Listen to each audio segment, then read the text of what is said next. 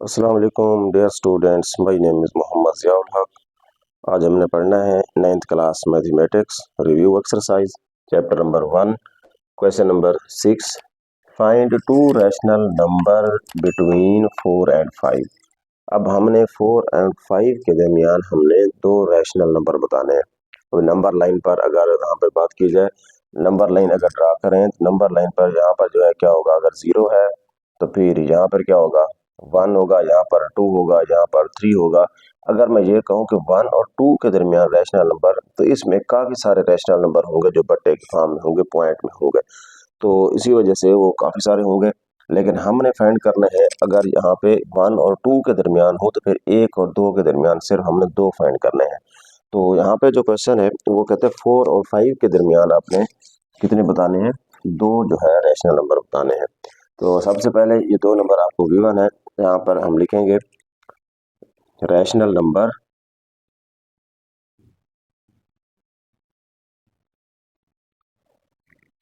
Required rational number equal to, जो आपको digit दिए हुए हैं इनका sum of digits over number of digit. अब इसका जो तरीकाकार है वो ये है कि जो नंबर आपको दिए हुए हैं आपने इनका सम लेना है। तो सम इसका क्या बन जाएगा, 4 plus 5 over number of digit, कितने नंबर थे 2 ओवर 2। तो इसका आंसर क्या आ जाएगा 9/2। अब यहाँ पे तो एक रैशनल नंबर हमें मिल गया कि फर्स्ट रैशनल नंबर जो है वो कौन सा है 9/2 है। अब 4 और 5 के दरमियान 9/2 का मतलब 4.5। अब ये यानी 4 और 5 के दरमियान एक तो नंबर बन गया हमारा कौन सा 4.5, 9/2। और हमने दूसरा नंबर भी फाइंड करना है। तो यहाँ पर दूसरा नंबर फाइंड करने के लिए हम क्या करेंगे, यहाँ पे हम लिखेंगे second rational number equal to. अब वो क्या हो जाएगा, यहाँ पर जो ये नंबर आया है और यहाँ पर क्योंकि 4 था उसके बाद 4.5 है, उसके बाद फिर क्या आ गया 5 आ गया।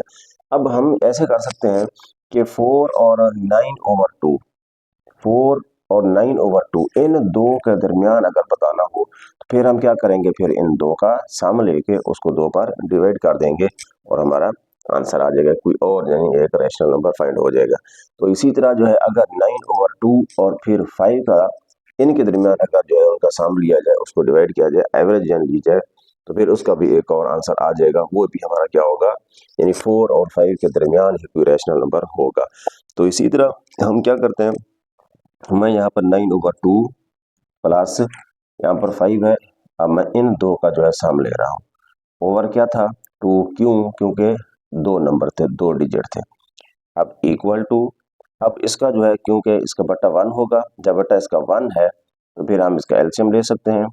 जब एलसीएम लेंगे तो फिर ऊपर क्या आ जाएगा 9 प्लस 2 5 आर 10 ओवर क्या आ गया 2 इक्वल टू।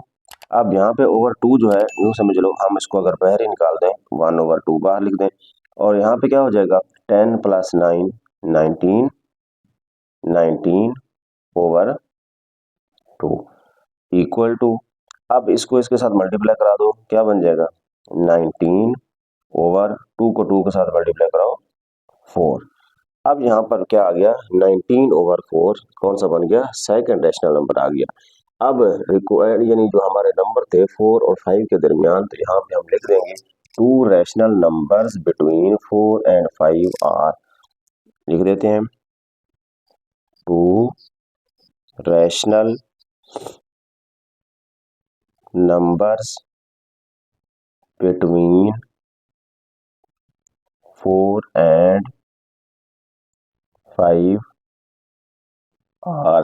अब कौन से होंगे, अब इनके दरमियान जो नंबर आ गए वो आपके पास जो है, मतलब ये हमारा पहला कौन सा आया था 9/5, तो हम यहाँ पे लिख सकते हैं 9/5 एंड दूसरा क्या आ गया 19/4।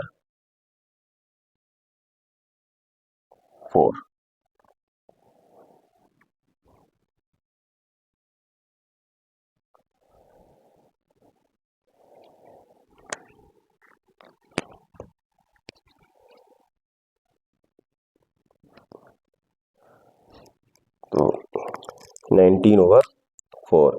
तो अब सेकंड जो है, अब क्वेश्चन नंबर 7 देखें। यहाँ पे लिखा हुआ सिंप्लीफाई द फॉलोइंग। अब क्वेश्चन नंबर 1, इसको हमने सिंप्लीफाई करना है। तो x की पावर 15, y की पावर 35 ओवर z की पावर 20। अब अगर मैं इसी को एक्सपोनेंशियल फॉर्म में लिख दूं, यहाँ पे आप लिखेंगे to write an exponential form, कुव्वत नुमा शक्ल में लिखने से तो ये बन जाएगा, क्योंकि फिफ्थ रूट था, पांचवा जजर है तो 1/5 हो जाएगा।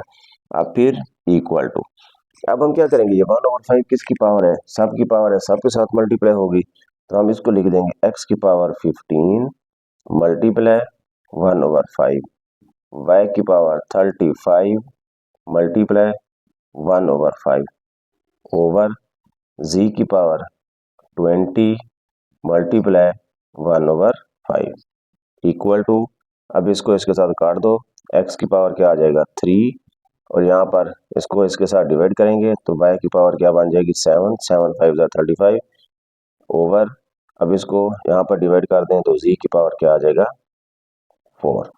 ये होगा हमारा आंसर। क्वेश्चन नंबर 2 है 27 होल क्या पावर 2x और उसका थर्ड रूट है। अब इसी को जब हम एक्सपोनेंशियल फॉर्म में लिखेंगे तो ये बन जाएगा 27 होल की पावर 2x और सारे की पावर 1/3। अब 1/3 कहाँ से आया, ये थर्ड रूट की वजह से, इक्वल टू, अब इसको हम लिख सकते हैं 27, अगर 27 की फैक्टर बनाते हैं तो 27 के जब फैक्टर बनाएंगे तो क्या बन जाएगा 3 मल्टीप्लाई 3 मल्टीप्लाई 3, तो ये बन जाएगा 3 की पावर 3 होल की पावर 2x और इसकी पावर ऊपर क्या है 1/3 इक्वल टू, ये बन जाएगा 3 की पावर 3 2 6x 1/3। अब इसको इस पर डिवाइड कर दें तो ये बन जाएगा 3 की पावर 6x/3, तो आंसर आ जाएगा 3 की पावर 3 2 6 2x। थर्ड क्वेश्चन है 6, आगे है 3 की पावर n+2। अब यहाँ पे 3 की पावर n+2 है, पावर में यहाँ पर सम में है तो फिर हम इसको अलग-अलग भी लिख सकते हैं, ये बन जाएगा 3 की पावर n डॉट 3 की पावर 2 ओवर, अब यहाँ भी क्या है पावर्स प्लस में है, इसको हम कैसे लिख देंगे 3 की पावर n डॉट 3 की पावर 1 माइनस 3 की पावर n, फिर इक्वल टू, अब 3 की पावर n डॉट ये 6 है और 3 का स्क्वायर 9 ओवर 3 की पावर n यहाँ भी है यहाँ भी है, कॉमन ले लो, 3 की पावर n इंटू 3 की पावर 1 क्या होता है 3 माइनस यहाँ पे क्योंकि वो कॉमन ले लिया तो यहाँ पे बच गया 1, तो ये बन जाएगा, ये यहाँ से कट हो जाएगा। अब इसको इसके साथ मल्टीप्लाई करो 9 6 54 ओवर क्या आ जाएगा 2 3 माइनस 1 2, इसको डिवाइड करेंगे आंसर होगा 27। तो नेक्स्ट है the sum of 3 consecutive odd integer is 51। सबसे पहले हम यहाँ पे लेट करेंगे, लेट 3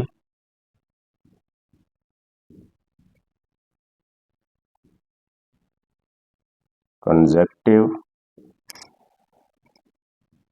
ऑड इंटीजर्स आर। अब कौन कौन से हैं वो लिखते हैं, एक है x, x+2 और फिर x+4। हमने ये 3 इंटीजर लेट कर लिए। अब यहाँ पे देखें, ये हमने लिखे, अगर यहाँ पर जो है ये छोटा और यहाँ पे +2 ऐड होगा वो उससे बड़ा, फिर उसमें +4 ऐड होगा वो उससे बड़ा हो जाएगा। सबसे कम छोटा जो है स्मॉलर x है, फिर उसके बाद कौन सा होगा आड ये वाला, फिर उसके बाद आड x+4 हो जाएगा। अब यहाँ पे अगर यहाँ पे मैं इसको लिखता x प्लस यानी x-4 यहाँ पे लिखते हैं, फिर आगे -2 लिख दें, फिर x लिख दें तो वो भी ठीक है। अब यहाँ पे अगर जब लिखेंगे x-4 फिर x-2 और फिर x तो ये भी हमारा आंसर ठीक आता है, क्योंकि x माइनस 4 सबसे कम होगा, फिर उससे बड़ा x माइनस 2 आ जाएगा, फिर उससे बड़ा क्या आ जाएगा, x आ जाएगा। अब यहाँ पे हम लिखते हैं अकॉर्डिंग टू गिवन कंडीशन। अब कंडीशन कौन सी, कंडीशन ये है कि sum of 3 consecutive odd integer. अब इन तीनों का sum x plus 2 plus x plus 4 equal to, यहाँ पे आ जाएगा 51। अब x plus x 3x plus का 6, 2 प्लस 4 6 इक्वल टू 51। तो ये बन जाएगा 3x इक्वल टू 51 माइनस 6। तो हम लिख सकते हैं इसको 3x इक्वल टू, तो ये बन जाएगा 45। अब यहाँ पे x के साथ 3 मल्टीप्लाई होगा, डिवाइड कर दो, 3 यहाँ से कट हो जाएगा, x इक्वल टू 15। ये x आ गया, ये x पहला डिजिट था, ये यहाँ पे जो हमने लेट किया था। अब उसके बाद जो सेकंड था, सेकंड यहाँ पे जो ऑड इंटीजर था कौन सा था, यहाँ पे हम लिख देते हैं second odd integer equal to, वो कौन सा था, x plus 2, x plus 2, x कितना था 15, 15 प्लस 2, क्या आंसर आ गया 17। उसके बाद अभी हमें थर्ड फाइंड करना है, तो यहाँ पे हम लिखेंगे third odd integer equal to x plus 4, x कितना था यहाँ पर 15 प्लस 4, तो ये कितना बन जाएगा 19। अब यहाँ पर देखो फर्स्ट था 15, फिर उसके बाद ये भी ऑड है, उसके बाद नेक्स्ट जो है वो 17 ऑड, क्यों कंसेक्टिव ही है। 17 के बाद कौन सा होता है 19, तो 19 भी ऑड। अगर यहाँ पर वो 2 का पूछ लेता तो फिर यहाँ पे हम क्या लिखते हैं x प्लस 2 इक्वल टू आगे जो नंबर दिया हुआ होता। तो इसी तरह अगर यहाँ पर वो कंसेक्टिव नंबर वैसे पूछ लेता, तो यहाँ पे हम लिखते x, एक को हम लेट कर देते x प्लस 1, यानी एक अगर 15 था उसके बाद x प्लस 1 करते वो 16 आ जाता, उस तरतीब से हम उसको फाइंड कर लेते। तो इस तरह जो है, अगर यहाँ पे अगर वो इवन पूछ लेता तो फिर क्या था, अब यहाँ पे उसी तरह फिर x प्लस 2 करते, तो फिर यहाँ पर जो x प्लस 1 कर दें और उसके बाद जो है आगे फिर उसको सॉल्व करें, जो भी आंसर आए यहाँ पे उनको प्लस माइनस करें, कंडीशन लगाएं। लेकिन यहाँ पर जो उसने पूछा था सम ऑफ 3 कंसेक्टिव ऑड इंटीजर, यहाँ पे 3 थे तो हमने उसको ये लेट किए और उसके बाद जो है फिर हम उसको आगे सॉल्व कर लेंगे। तो इसी तरह जो है आप यहाँ पर x माइनस 4, x माइनस 2 और उसके बाद x ये लिख के भी आप उसको सॉल्व कर सकते हैं।